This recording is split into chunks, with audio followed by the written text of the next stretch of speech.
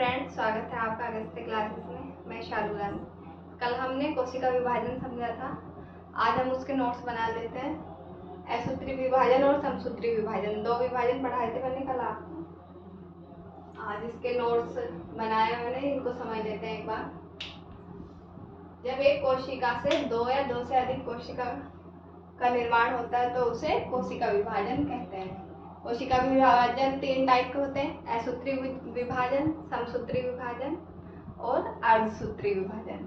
इनके इंग्लिश में नाम भी लिखे हुए हैं: एमिटोसिस, माइटोसिस, मियोसिस। जो असूत्री विभाजन है वो सूक्ष्म जीवों में होता है और एक सेल से दो सेल बनती है। समसूत्री विभाजन शरीर में होता है, इसमें एक सेल से दो सेल बनते हैं। अर्धसूत्री विभाजन जनन कोशिकाओं में होता है, इसमें एक सेल से चार सेल बनती है। अब असूत्री विभाजन, इसको समझ लेते हैं। यह विभाजन सूक्ष्म जीवों प्रोकैरियोट्स में, जिनमें केंद्रक झिल्ली नहीं होती, केंद्रक के चारों ओर, वो प्रोकैरियोट्स होते हैं सूक्ष्म जीव, उनमें होता है, जैसे विषाणु, जीवाणु, नीलहरित शैवाल आदि। यह सबसे तीव्रतम विभाजन है। सबसे तेज विभाजन जो होता है वो यही है, असूत्री विभाजन। इसमें एक कोशिका से दो कोशिका बन जाती है ऐसी विदलन द्वारा। समसूत्री विभाजन, समसूत्री विभाजन की खोज फ्लेमिंग ने की थी। यह कायिक कोशिकाओं में होता है, प्राणी में द्विगुणित सेल में और पौधों में अगुणित व द्विगुणित दोनों सेलों में होता है। इसमें 24 घंटे का समय लगता है। नई बनने वाली पुत्री कोशिका में गुणसूत्र मातृ कोशिका के समान होते हैं। जितने गुणसूत्र मातृ कोशिका में होंगे उतने ही गुणसूत्र पुत्री कोशिका में होंगे। ये किस काम आता है? सजीवों में वृद्धि में, घाव भरने में। समसूत्री विभाजन की अवस्था है अंतरावस्था। ये कोशिका विभाजन के शुरू होने की अवस्था है। इसमें पूरे समसूत्री विभाजन में 24 घंटे का टाइम लगता है।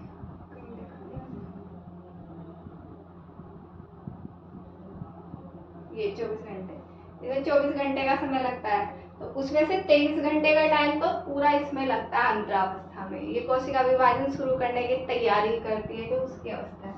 कोशिका विभाजन की तैयारी की अवस्था है, इसमें 23 घंटे का समय लगता है। यह दो कोशिका विभाजन के मध्य की अवस्था है। दो कोशिका विभाजन जो होता है उसके मध्य की अवस्था है। इसके तीन पार्ट है: प्रथम वृद्धि काल, संश्लेषी काल और द्वितीय वृद्धि काल। इसको G1 फेज बोलेंगे, इसे S फेज, इसको G2 फेज। G1 फेज में प्रोटीन और आरएनए का निर्माण होएगा। S फेज में डीएनए का निर्माण होएगा, रेप्लिकेशन होएगा, डीएनए से डीएनए बनेंगे, बहुत सारे डीएनए बन जाएंगे। और G2 फेज में प्रोटीन का निर्माण होएगा, इसमें आरएनए का निर्माण होगा। यह आरएनए का निर्माण डीएनए के लिए होता है, डीएनए बनने के लिए। पहले आरएनए बनेंगे, उसके बाद डीएनए बनेंगे, फिर एक डीएनए बन जाएगा, उससे रेप्लिकेशन होकर बहुत सारे डीएनए बनेंगे। यहाँ पे प्रोटीन का संश्लेषण होता है। जैसे जो जवान होते हैं थोड़ा, उनमें तो सेल्स में रेप्लिकेशन होता है, जो बन जाती है, एक सेल से दो सेल बन जाती है, विभाजन होता है, डिवीजन। लेकिन जो बुजुर्ग होते हैं उनमें सेल डिवीजन नहीं होता। तो उसमें सबसे पहले ये वाली अवस्था तो होती है G1 फेज। प्रोटीन का निर्माण भी होएगा, आरएनए का निर्माण भी होगा, लेकिन उसके बाद ये कोई भी अवस्थाएं नहीं होती। उसके बाद सीधा G0 फेज आ जाता है। इसको शांत प्रावस्था कहते हैं।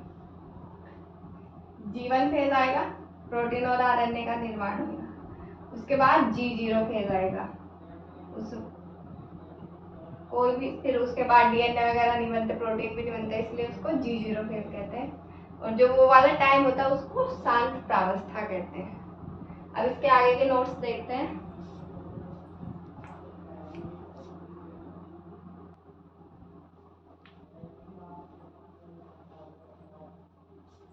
अब ये आगे देखते हैं सूत्री विभाजन। सूत्री विभाजन की अंतरावस्था पहले समझा दी मैंने। समसूत्री विभाजन की ये दूसरी अवस्था है सूत्री विभाजन। सूत्री विभाजन में दो पार्ट है, एक केंद्रक विभाजन, एक कोशिका द्रव्य विभाजन। पहले केंद्रक विभाजित होएगा दो पार्ट में, और फिर कोशिका द्रव्य दो पार्ट में डिवाइड होएगा। केंद्रक विभाजन को बोलते हैं कैरियोकाइनेसिस और कोशिका द्रव्य विभाजन को बोलते हैं साइटोकाइनेसिस। केंद्रक विभाजन दो पुत्री केंद्रक में बढ़ जाता है, मतलब दो केंद्रक बन जाते हैं एक केंद्रक से। इसकी चार अवस्थाएं होती हैं। इसमें 4 फेज होते हैं: पूर्वावस्था प्रोफेज, यह समसूत्री विभाजन की सबसे लंबी अवस्था है, मतलब इसमें सबसे ज्यादा टाइम लगता है। क्रोमेटिन से गुणसूत्र छोटे व मोटे होने लगते हैं। अर्ध गुणसूत्र गुणसूत्र बिंदु पर ही परस्पर जुड़े रहते हैं, गुणसूत्र आपस में जुड़े रहते हैं। केंद्रक झिल्ली लुप्त होने लगती है, जो केंद्रक झिल्ली होती है वो लुप्त होने लगती है। तारकाय दो पुत्री तारक केंद्र को बनाता है जो विपरीत ध्रुवों की ओर जाने लगते हैं। तारकाय दो तारक पुत्री तारक केंद्रक बनाता है। तारकाय दो तारक केंद्रक में विभाजित हो जाएगा और ध्रुवों की ओर गति करने लगेगा। उसके बाद दूसरी अवस्था आती है मध्य अवस्था।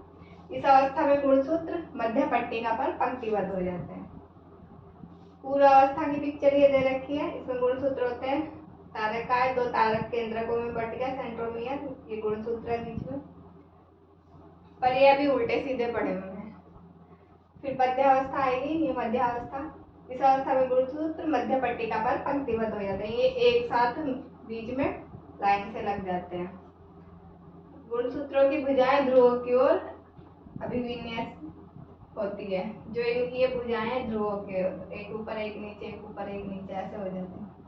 इस अवस्था में गुणसूत्र को स्पष्ट देख गिन सकते हैं। इस वाली जो अवस्था में मध्य अवस्था में इसमें गुणसूत्र स्पष्ट दिखाई देते हैं और हम इनको गिन भी सकते हैं कितने होते हैं। पश्चावस्था, यह समसूत्री विभाजन की सबसे छोटी अवस्था है।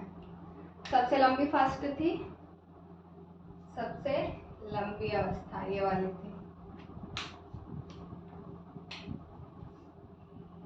ये सबसे लंबी अवस्था थी और ये सबसे छोटी अवस्था है। इसमें हम गुणसूत्र को स्पष्ट देख कर गिन सकते हैं। इसमें 2-3 मिनट का टाइम लगता है।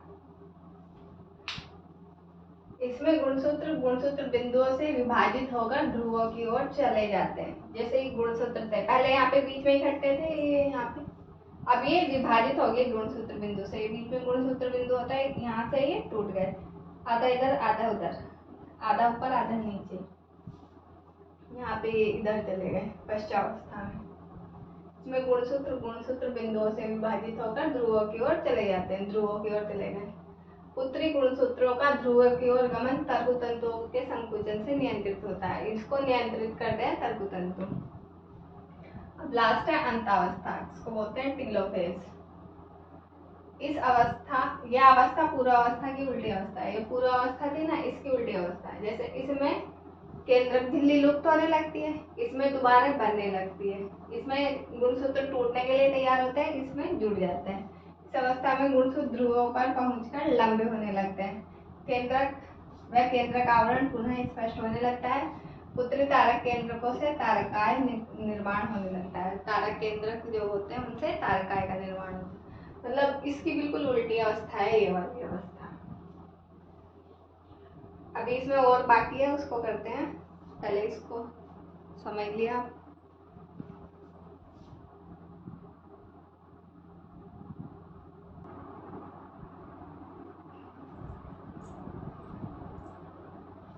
ये केंद्रक विभाजन पढ़ लिया हमने, इसकी 4 भाग होते हैं। अब हम कोशिका विभाजन पढ़ लेते हैं। कोशिका द्रव्य, कोशिका द्रव्य का विभाजन कैसे होता है।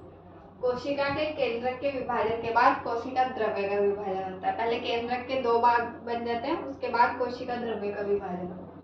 कोशिका पट्टिका विधि, कोशिका पट्टिका विधि द्वारा, मतलब कोशिका रहती है, उसमें 2 केंद्रक रहते हैं, दोनों केंद्रक के बीच में एक पट्टी बन जाती है मटेरियल की, और फिर वो 2 भागों में टूट जाती है कोशिका। पादप कोशिका में विभिन्न पदार्थ कोशिका के मध्य एक पट्टी बना लेते हैं और सेल 2 भाग में टूट जाती है। जैसे ये है, यहाँ 2 केंद्रक बन गए, फिर इन दोनों केंद्रक के बीच पट्टी बन जाएगी, इसके मटेरियल जो रहते हैं अंदर, उसमें से किसी की पट्टी बन जाती है। फिर ये बाद में 2 पार्ट में डिवाइड हो जाती है, 2 सेल बन जाती है एक सेल की। विदलन विधि, विदलन विधि में कोशिका के दोनों केंद्रकों के बीच खांच बन जाती है और फिर वो 2 भागों में टूटती है। कोशिका के मध्य खांच बन जाती है और कोशिका 2 भागों में टूट जाती है।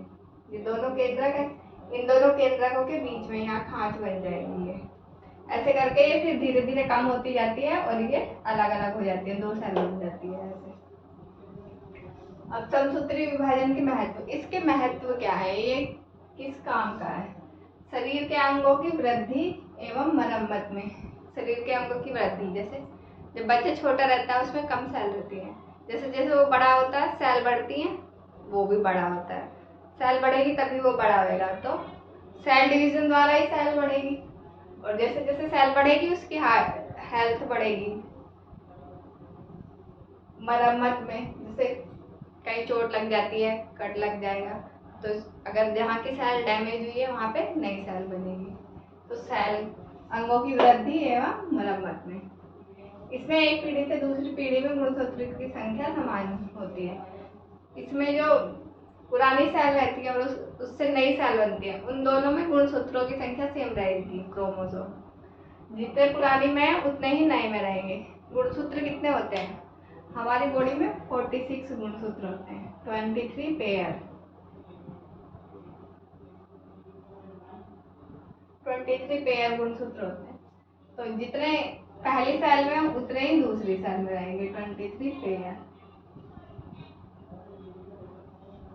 23 में से, जैसे 46 है, 46 में से 44 तो सेम रहते हैं, मेल में भी और फीमेल में भी, और जो 2 रहते हैं वो अलग अलग रहते हैं। जो सेम रहते हैं उनको होमोजीनियस बोलते हैं।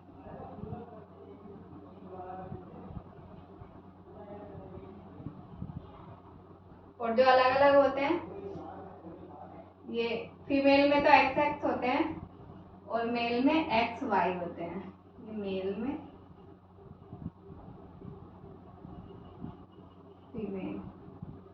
फीमेल में दोनों एक जैसे ही होते हैं, और जो मेल में होते हैं दो, वो XY होते हैं।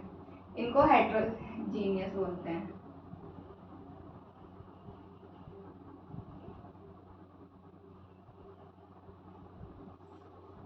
हेट्रोजीनियस, जो सेम होंगे उनको होमोजीनियस, जो अलग होते हैं उनको हेट्रोजीनियस। ये फीमेल में XX होते हैं और मेल में XY होते हैं। तो यहाँ से जो गर्ल्स और बॉयज का डिसीजन होता है वो मेल के गुणसूत्र से होता है। अगर X जाता है मेल का तो गर्ल होगी, और Y जाएगा तो बॉय होगा। तो गुणसूत्र का ये अलग चैप्टर है, इसको बाद में पढ़ेंगे। इसका एक बार स्क्रीनशॉट ले लो। और ये समसूत्री विभाजन पूरा हो गया। असूत्री और समसूत्री विभाजन दोनों पूरे हो गए। अब अर्धसूत्री विभाजन बचा है, उसको आगे करेंगे। इसका स्क्रीनशॉट ले लो। आज की क्लास कैसी लगी बताना। अच्छी लगी हो तो शेयर करें, लाइक करें, कमेंट करें और चैनल को सब्सक्राइब करें। Thank you.